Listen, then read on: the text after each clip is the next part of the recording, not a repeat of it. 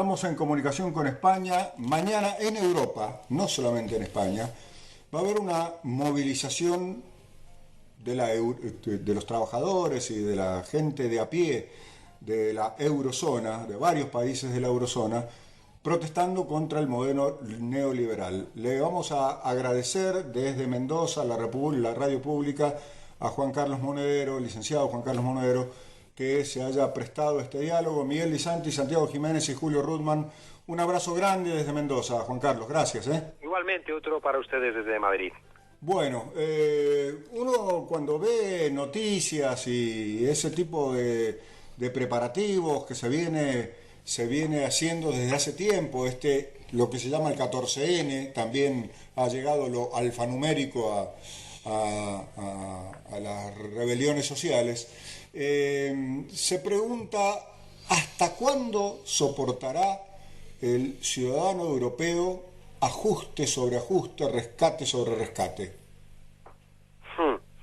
Pues me temo que la ciencia política no ha sido capaz de dar una respuesta. Siempre sabemos que cuando no se cumplen determinadas condiciones están dadas a su vez las condiciones para la desobediencia.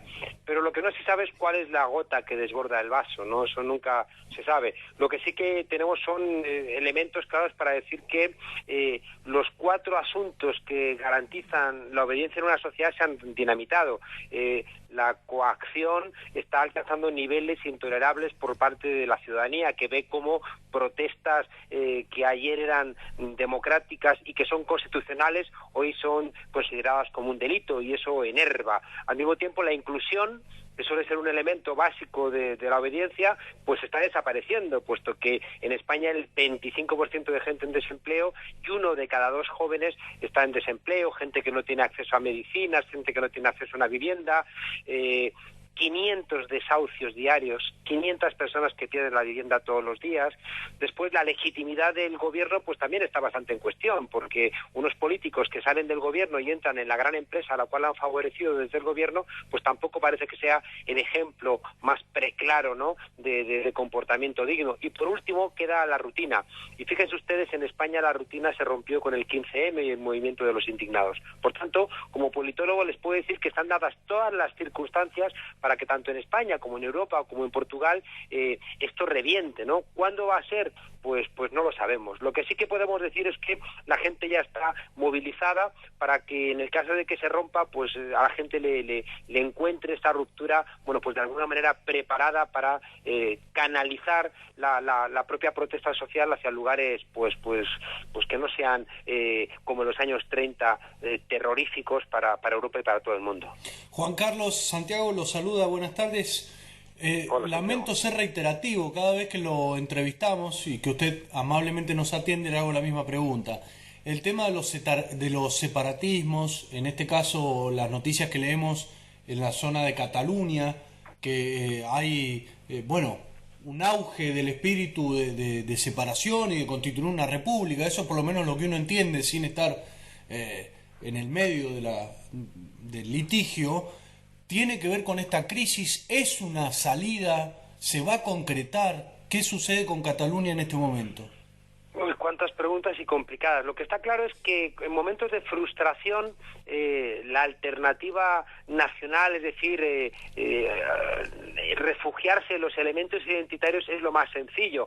Ya decía Johnson que la patria es el refugio último de los canallas, ¿no? Entonces, cuando de repente uno ve que está perdiendo el suelo, cuando uno ve que le resulta imposible alcanzar aquellos asuntos que le han dicho dentro de su propia sociedad que son los asuntos que le pueden hacer afirmar que se ha realizado en la vida, pues se queda uno sin suelo debajo de los pies. Y claro, y de repente aparece una propuesta que es irracional, que es una propuesta desde el estómago y no desde la razón, que te dice tranquilo, porque vamos a construir nuestra patria prometida, vamos a conseguir nuestro propio paraíso y todos los problemas se nos van a terminar. Pero es una patraña, ¿no? Es decir, que fíjense ustedes que Convergencia y Unió, el partido de la derecha, que es el que está de alguna manera enarbolando todo este órdago independentista, bueno, pues es el responsable de los desahucios en Cataluña, es el responsable del desempleo, es el responsable de la privatización del agua. Es decir, que esto es una huida hacia adelante falsa, ¿no? Lo que pasa es que es muy difícil porque el nacionalismo es un sentimiento y luchar contra los sentimientos es luchar contra la religión, y de repente el problema es que tenemos un Partido Popular españolista, es nacionalista español, sí. Muy necios, no entienden que, por ejemplo, el otro día tuve una discusión con un diputado del Partido Popular en un programa de televisión donde este señor no era capaz de entender que el catalán es una lengua española.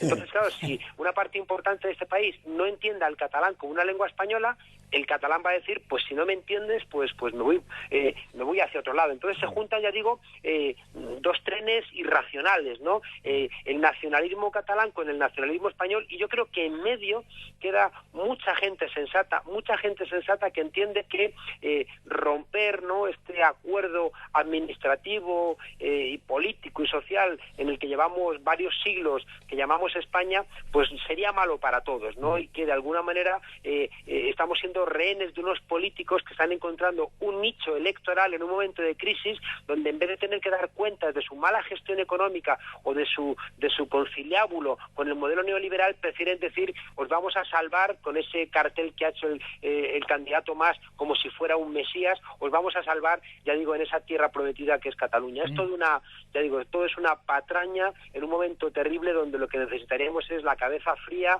y análisis más serios, y claro, como estamos en esa espiral, ya digo, sentimental, irracional, como decían los alemanes, del Blut und Boden, ¿no?, de la sangre y la tierra, pues añadimos una parada más de leña a este horno caliente de este país. Juan Carlos, entonces es la derecha la que está en este momento fogoneando la separación de Cataluña del resto de España. No es la... Claro, por supuesto. No, hay un sector, por supuesto, hay un sector, ¿no?, de la izquierda que siempre ha sido independentista, que ha jugado con eso. Lo que pasa es que también en España ser independentista, o en Cataluña ser independentista, era disparar con pólvora del rey. Es decir que, bueno, te hacía sentirte bien, te hacía sentirte luchador, no como Lord Byron defendiendo a Grecia en el 19, pero desde la certeza de que eso no iba a ocurrir, ¿no? Porque claro, si eso ocurriera, el descalabro general que se produce generaría tanto malestar que esas personas que, ya digo, disparan con pólvora ajena, haciendo mucho ruido, pues se lo pensarían dos veces. ¿Qué ocurre? Pues que Artur Mas y Convergencia y Unió, que tendría que estar dando cuenta, ya digo, de su mala gestión neoliberal, de su apuesta por los recortes, de su apuesta por lo que está haciendo Rajoy en el resto del Estado, en vez de tener que enfrentar eso, ha encontrado que el propio Partido Popular les ha construido ese nicho, y de repente, claro, se presentan como los salvadores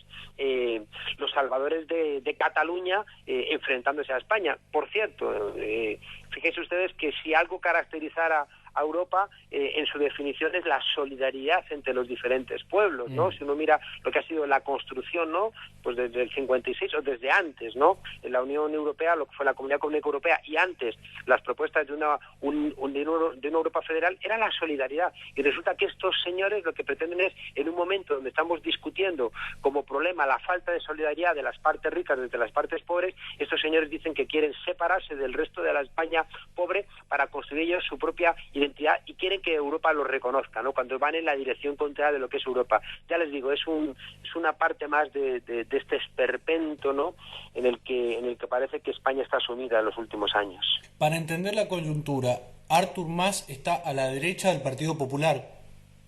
Digamos que es la expresión del Partido Popular en términos económicos en Cataluña. Claro. Quizá es un poco peor porque se ha venido denunciando desde hace tiempo cómo Convergencia y Unió tiene un entramado de corrupción muy reconocido, vinculado pues a las grandes empresas catalanas, ¿no? Es decir, como es un partido que de alguna manera, así como el Partido Popular, su red Gürtel, ¿no?, que está todavía bajo investigación judicial, ya que lograron sacar al juez Garzón de la carrera judicial, digamos que esa vinculación con los negocios en el caso del Partido Popular, bueno, pues está más desparramada. En el caso de Convergencia y Unión está muy enraizada en la propia estructura económica catalana. Y ya digo, al mismo tiempo que también están sometidos a toda esa investigación por redes muy tupidas de corrupción, pues no tienen ningún tipo de reparo en privatizar el agua, en ejecutar desahucios, en utilizar las cajas de ahorro con intereses particulares. Es decir, que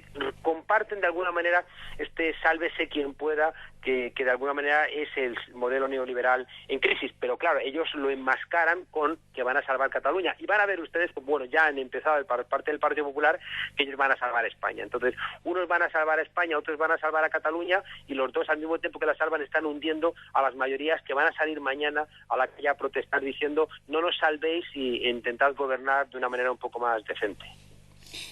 Yo le quería preguntar, ¿cómo ve usted lo que ocurrió en Islandia? Eso de que dejaron caer, según las pocas noticias que nos llegan a nosotros desde allá, que dejaron traer 3 bancos que dijeron que iban a pagar una parte de la deuda, que le iban a pagar con una tasa de interés del 3% y en un plazo a 36 años. ¿Cómo ve Europa ese modelo que para mí es ejemplar? No, como usted dice, Islandia es como la gran ausente, ¿no? Como que no hay mucho interés en que se sepa Islandia. En cualquier caso, fíjese usted que Islandia tampoco es un modelo que nos sirva, porque Islandia solo estamos hablando de 300.000 personas, ¿no? Es decir, que una manifestación en Reykjavik de 20.000 personas es un cataclismo social, ¿no? Entonces, las comparaciones no son llevaderas. Es decir, fíjese que podemos encontrar más luz en la decisión que tomaron ustedes en un momento dado de decir no pagamos la deuda, o lo que está pasando seguramente en Grecia puede darnos un poquito más de luz, porque son cantidades o magnitudes comparables, ¿no? Claro, lo que no deja de ser cierto es que en Islandia hubo una respuesta que es muy digna y muy envidiable. Es decir, ellos sentaron al primer ministro en el banquillo, ¿no? Donde los jueces reconocieron la irresponsabilidad en la que incurrió el primer ministro en la gestión de la crisis, ¿no? Aunque luego no lo condenaran, pero a ninguna pena de cárcel, pero señalaron que se había comportado de una manera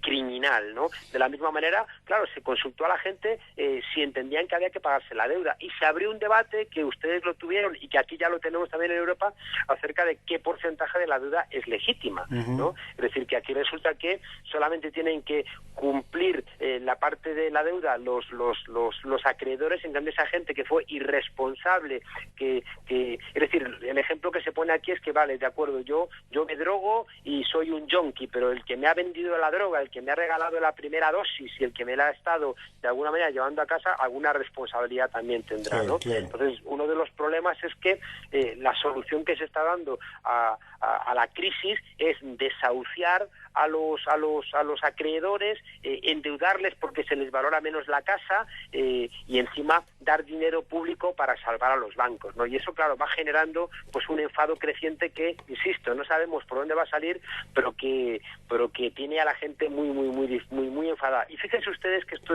creo que es importante, ¿no? Hoy pueden ustedes ver, por ejemplo, en algún diario español, o lo que queda del diario español País, ¿no?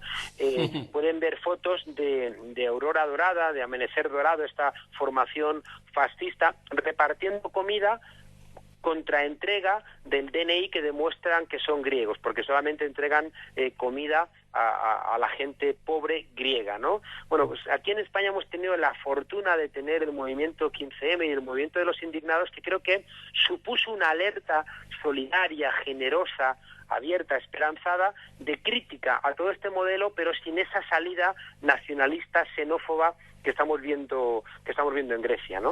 La última, para agradecerle y dejarlo en paz, Bueno, en paz no, me van a dejar ustedes en guerra, porque cuando termine de hablar con ustedes nos vamos a ir a inaugurar los piquetes, porque esta noche yo hago huelga y empieza la huelga esta noche. Y bueno, entonces va a ir con nuestra solidaridad si es posible, pero esta es parte de una escalada de rebeldía, de rebelión que no tiene techo. Miren, la cosa nos llevaría más tiempo, ¿no? Pero pero en Europa está habiendo un cambio de lo que llamamos en economía un régimen de acumulación, es decir, aquí está habiendo una transformación radical del modelo de posguerra, lo cual implica, por un lado, todo eso que logró lo que llamamos el antifascismo, ¿no? Que logró construir estados sociales y democráticos de derecho en todo el constitucionalismo europeo, la Constitución del 47 de Italia, la 49 de la Grundgesetz alemana, todo ese elemento de derechos laborales, de Estado social, se está desmantelando. Entonces, en ese desmantelamiento está habiendo un reacomodo de la correlación de fuerzas tanto al interno de los países como en el conjunto de Europa. Y eso hace que, incluso en Alemania, haya pobreza y haya gente con mucha precariedad, y sobre todo en los países del sur se está construyendo pues un modelo donde parece que aquí solamente van a quedar trabajos muy, muy residuales, ¿no?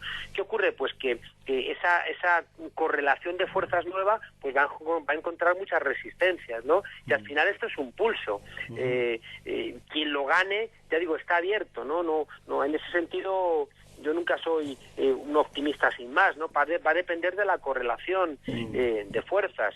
Si la gente sigue entendiendo que no protesto, no digo nada, me callo, pues nos encontramos con que podemos repetir pues escenarios terribles, insisto, de los años 30, ¿no? Cuando planteamos aquello que decía Gramsci, que un momento de crisis es un momento en donde lo viejo no termina de marcharse y lo nuevo no termina de llegar, pero la segunda parte de la frase, que se menciona menos, es que dice Gramsci que es en ese momento cuando nacen los monstruos, ¿no? Entonces, pues yo creo que tenemos por un lado la posibilidad de un monstruo, es decir, regresar de alguna manera a una Europa del siglo XIX o comienzos del XX, que es un monstruo, o bien enfrentar eso y seguir continuando esa senda de democracia en Europa, que, por cierto, no puede ser la misma de siempre, porque hay que considerar el respeto al medio ambiente, hay que considerar que no podemos seguir teniendo un bienestar sobre los hombros de los países del sur, y hay que considerar que hay nuevos actores en el mundo que nos obligan a repensarlo casi todo. Un escenario difícil, pero que, ya digo, o lo enfrentamos con todas nuestras herramientas intelectuales y nuestro coraje ciudadano, o vamos a ser arrollados por todas estas realidades que no auguran nada positivo. Juan Carlos, un gran abrazo, feliz piquete, y nuestra solidaridad vuela desde Mendoza para ustedes. Muchísimas gracias, Juan Carlos. Un saludo para ustedes y nada, fuerza, hasta pronto. Igualmente, gracias. Politólogo español de una enorme didáctica sapiencia. Y sapiencia. Juan